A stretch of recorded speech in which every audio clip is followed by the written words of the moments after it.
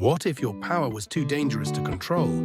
What if you were cast out, not because you were weak, but because you were too strong? This is the story of Susanoo, the god of storms, chaos, and sea, feared by gods, banished from heaven, hated by his sister, the sun goddess. But in the end, he would become a hero.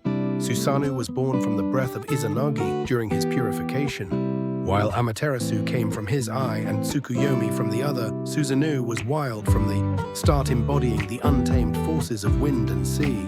He roared, raged, and refused his heavenly duties. When told to rule the sea, he wept. He wanted to find his mother dead and gone, lost in Yomi. That grief turned to anger, that anger to destruction. Banished for his disobedience, Susanoo went to say farewell to his sister, Amaterasu, but she didn't trust him. To prove his sincerity, they exchanged sacred items. He gave her his sword, she gave him her jewels. From this, they created new gods. But Susanoo soon gave in to rage again. He destroyed rice fields. He defiled sacred halls. He threw a flayed horse into Amaterasu's weaving hall, killing her maiden. Amaterasu fled. The sun vanished, and Susanoo was exiled from heaven. Now cast down to earth, Susanoo wandered. He was no longer a god of heaven, but a vagabond. That's when he met a grieving family.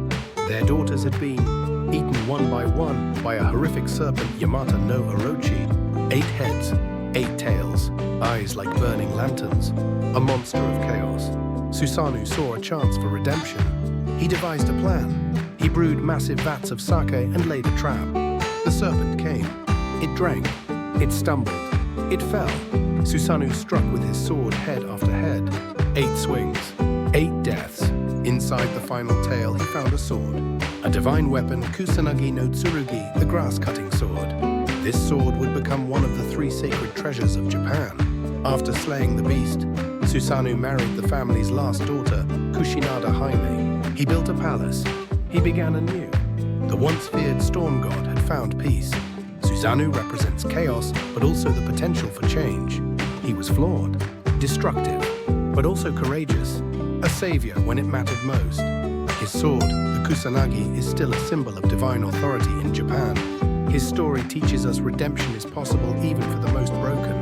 Outro, a final question. Have you ever made a mistake so big you thought you couldn't come back from it? Susanoo did. And yet, he found his way not through power, but by protecting others.